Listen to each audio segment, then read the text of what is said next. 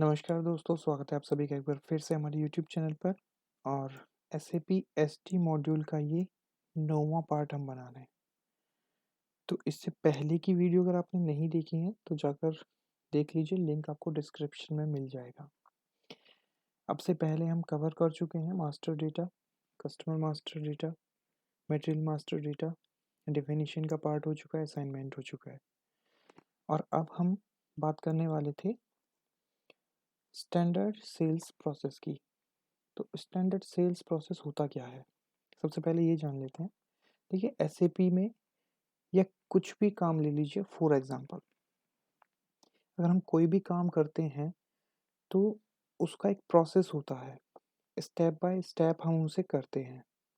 तो सेम वैसे ही SAP SD module में एक स्टैंडर्ड सेल्स प्रोसेस होता है। तो सेल्स प्रोसेस क्या कहता है? वो जो सेल्स प्रोसेस है वो है इंक्वायरी, कोटेशन, ऑर्डर, डिलीवरी और इनवॉइस, इनवॉइस या बिलिंग। अब देखिए, इनवॉइस और बिलिंग जो एस डी, एज पर S A P S D, ये बोथ आर सेम। तो स्टैंडर्ड सेल्स प्रोसेस हमारा कहता है कि सबसे पहले इंक्वायरी होगी, फिर कोटेशन, फिर ऑर्डर, फिर डिलीवरी, फिर इनवॉइस या बिलिंग। अब देखिए, इन इंक्वायरी जो हम क्रिएट करते हैं वो कैसे करते हैं, ये टी कोड्स मैंने यहाँ पे लिखे हुए हैं। अगर आप चाहते हैं तो आप इन्हें नोट कर सकते हैं। पहला जो है फर्स्ट, वो क्रिएट के लिए है, सेकंड वाला जो है वो चेंज के लिए है, और थर्ड वाला जो है वो डिस्प्ले के लिए है। तो हम क्रिएट करेंगे VA11 में इंक्वायरी, VA12 में चेंज करेंगे, और VA13 में डिस्प्ले ये होगा। उसमें हम कोई चेंजेस नहीं कर पाएंगे। ये ट्रांजैक्शन कोड्स हैं। अब देखिए, चलते हैं कि इनका मतलब क्या होता है। Inquiry, quotation, order, delivery, billing, ये सेल्स प्रोसेस हो गया। ये क्वेश्चन भी होता है, देखिए क्वेश्चन नोट कर लीजिएगा। What is the standard sales process in day to day transactions. या फिर क्वेश्चन ये भी हो सकता है, what is the standard sales process. तो आपको बताना है sales process, the standard sales process is inquiry, then quotation, then order, then delivery and then invoice और बिलिंग। अब देखिए, इंक्वायरी होती क्या है। इंक्वायरी में क्या होता है? An inquiry is a customer's request to a company for information about their products or services without require purchasing। तो इंक्वायरी में क्या होता है, कस्टमर एक रिक्वेस्ट करता है कंपनी से उसके प्रोडक्ट की इंफॉर्मेशन लेने के लिए कि क्या प्रोडक्ट है, क्या उसका रेट्स है, कितना प्राइस है उसका। ये सब चीज़ की इंक्वायरी करने के लिए कस्टमर रिक्वेस्ट करता है। तो इंक्वायरी जनरेट होती है सिस्टम में। जब हम इंक्वायरी जनरेट करते हैं तो ये एक इंटरनल डॉक्यूमेंट होता है। ये सिर्फ एक कंफर्मेशन होती है, इंफॉर्मेशन होती है हमें सिस्टम में रखने के लिए। ओके। इसके बाद हमारी आती है कोटेशन। अब देखिए, एक कोटेशन क्या होता है, कस्टमर कोटेशन डालता है प्रोडक्ट परचेज करने के लिए। मतलब कि उसको इतने मटेरियल की ज़रूरत है और वो अ, उसके लिए कोटेशन डालता है। इस रेट, मतलब रेट वगैरह सब कुछ जब उसके कंफर्म हो जाते हैं प्राइस प्रोडक्ट का, उसके बाद वो कोटेशन डालता है कि कोटेशन हमारी ये है, हमें इस रेट में प्रोडक्ट चाहिए। तो एक quotation is a legal document. याद रखना, देखिए मैंने अभी बताया था इंक्वायरी जो है वो हमारा इंटरनल डॉक्यूमेंट है, और कोटेशन जो है वो हमारा लीगल डॉक्यूमेंट है। तो एक quotation is a legal document to the customer for delivery of goods and services. तो लीगल डॉक्यूमेंट है डिलीवरी करने के लिए, गुड्स यानी कि मटेरियल की डिलीवरी करने के लिए।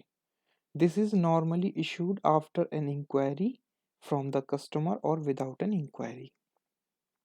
तो ये जो इशू होता है, कोटेशन जब इशू होती है वो या तो इंक्वायरी के बाद में होती है या फिर डायरेक्टली हो जाती है। या तो इंक्वायरी के बाद में होती है या फिर किसी भी इंक्वायरी के बिना भी हो जाती है कोटेशन। तो ये हमारा लीगल डॉक्यूमेंट है। और कब होती है? कोटेशन कब मतलब कस्टमर कब डालते हैं कोटेशन? नॉर्मली आप इंक्वायरी के बाद में। तो आगे चलते हैं, देखते हैं। अगला हमारा है ऑर्डर। अब ऑर्डर क्या होता है? A sales order. A sales order is a request made by a customer to the company for delivery of some defined quantity of goods or a service in a specific time period. अब देखिए order क्या होता है? Customer ने quotation डाल दी कि हमें इतना प्रोडक्ट चाहिए और उसके हमें रेट ये रहेंगे, या जो भी कोटेशन कस्टमर डालते हैं वो कोटेशन डालने के बाद में एक ऑर्डर जनरेट होता है। इस sales order is a request made by a customer. तो कस्टमर रिक्वेस्ट करता है सेल्स ऑर्डर के लिए कि आप सेल्स ऑर्डर जनरेट कर दीजिए, कंपनी को बोलता है कस्टमर। क्यों क्यों जनरेट होता है? Delivery of some defined quantity of goods. कुछ एक स्पेसिफिक क्वांटिटी डिलीवर करने के लिए प्रोडक्ट की, और स्पेसिफिक टाइम में।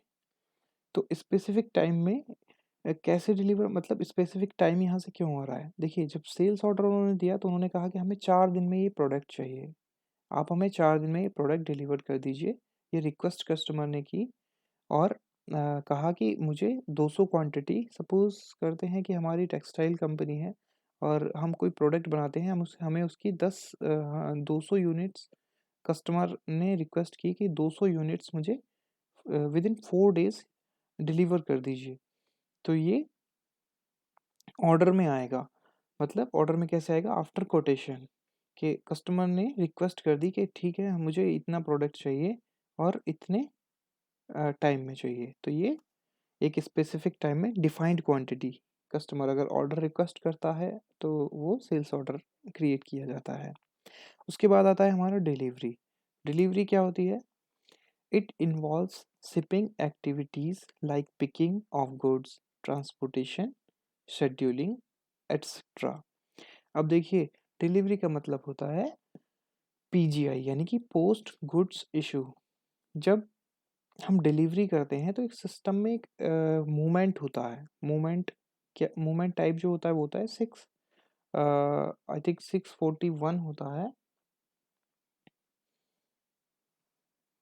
तो सिस्टम में एंट्री क्या होती है कि अनरिस्ट्रिक्टेड स्टॉक से सिस्टम जो अकाउंट मूवमेंट होती है वो क्या होती है? मूवमेंट होती है, इसका जो इफ़ेक्ट होता है वो क्या होता है इफ़ेक्ट मूवमेंट टाइप का, कि stock removed from unrestricted stock. Stock जो है वो अनरिस्ट्रिक्टेड स्टॉक से रिमूव हो जाता है। तो डिलीवरी फाइनली क्या होती है? पीजीआई होती है। एक तरीके से हम कह सकते हैं कि डिलीवरी जो है वो पीजीआई होती है, और it is involves shipping activities like picking of goods, यानी कि पिकिंग होती है डिलीवरी में, ट्रांसपोर्टेशन, शेड्यूलिंग और ये सब होता है। इसके बाद आते हैं, उसके बाद होता है हमारा इनवॉइस या बिलिंग। तो बोथ आर सेम है, both are same in SAP SD, invoice and billing. Billing is known as the final stage of executing business transaction. तो बिलिंग जो है वो एक फाइनल स्टेज हो जाती है बिजनेस ट्रांजेक्शन को एग्जीक्यूट करने के लिए। बिलिंग फाइनल ट्रांजेक्शन है, बिजनेस ट्रांजेक्शन फाइनल स्टेप है या फाइनल स्टेज आप कह सकते हैं बिजनेस ट्रांजेक्शन को एग्जीक्यूट करने के लिए। When an order is processed and delivery is made. जब एक ऑर्डर प्रोसेस कर दिया जाता है और डिलीवरी कर दी जाती है, डिलीवरी हो जाती है, billing information is available at each stage of this order processing. तो बिलिंग की जो इंफॉर्मेशन रहेगी वो हर स्टेज पे, ऑर्डर प्रोसेसिंग के समय पे हर स्टेज पे वो अवेलेबल रहती है। अब देखिए बिलिंग और इनवॉइस ये जो है ये एसएपी एसडी में, जैसे कि मैंने बताया बोथ आर सेम। लेकिन होता क्या है एक्चुअली?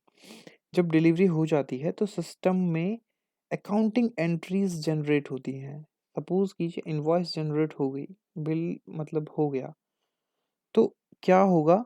एक अकाउंटिंग एंट्री जनरेट होगी कि हमने कस्टमर को इतना जो मटेरियल है, गुड्स है, वो सप्लाई या शिप कर दिया है या डिलीवर कर दिया है और हमें कस्टमर से इतना पैसा भी लेना है, यानी कि एक एंट्री जनरेट हो जाती है कस्टमर अकाउंट डेबिट, और सिस्टम की जो एंट्री होती है वो रेवेन्यू अकाउंट में जाती है। तो वहाँ पे लेज़र में अकाउंटिंग क्रिएट हो जाती है ऑटोमेटिकली। तो ये हमारा इनवॉइस और बिलिंग वाला पार्ट था। एक बार देख लेते हैं। एक तरीके से हम एक अदर वे में कह सकते हैं कि invoice is the document indicating the delivery of goods and billing is the receipt of payment. तो हम ये कह सकते हैं billing is the receipt of payment. लेकिन as per the view of SAP SD both are same. तो इनमें कोई चेंजेस नहीं है, आपको सिर्फ इतना याद रखना है कि इनवॉइस और बिलिंग जो है वो सेम है, इसके अलावा कुछ भी याद नहीं रखना है। अब देखिए एक मेन पॉइंट जो मैं आपको बताना चाहता था वो ये है कि जो भी SAP SD मॉड्यूल सीखना चाहते हैं या जिनको SAP अपने सिस्टम में इंस्टॉल कराना है और यूज़र आईडी और वो पासवर्ड परचेज़ करने हैं, तो वो मुझे कांटेक्ट कर सकता है ईमेल के थ्रू भी, या फिर आप कमेंट बॉक्स में मुझे कमेंट करके बता सकते हैं। अगर आपको इसमें कुछ भी सजेस्ट करना है या कुछ आपको इसमें गलत लग रहा है या जो अगर आपको कुछ डाउट है तो आप मुझे कमेंट करके बिल्कुल बताइए, ताकि मैं आपका डाउट जो है वो क्लियर कर सकूँ। ओके। मैंने ऑलरेडी मेंशन किया हुआ है डिस्क्रिप्शन में लिंक। इससे पहले की वीडियो अगर आपने नहीं देखी है तो डिस्क्रिप्शन में आपको लिंक मिल जाएगा। वो अ, वहाँ से आप जो वीडियोज़ हैं वो देख लीजिएगा, और ईमेल एड्रेस भी आपको डिस्क्रिप्शन में मिल जाएगा। अदरवाइज़ आप मुझे कमेंट कर सकते हैं, मैं आपको कांटेक्ट कर लूँगा। कमेंट में आप मुझे मेंशन कर दीजिए कि आपको क्या डाउट है या फिर आपको परचेज़ करना है SAP SD, तो आप मुझे वहाँ से कांटेक्ट कर सकते हैं। वीडियो अगर पसंद आई तो लाइक कर दीजिएगा।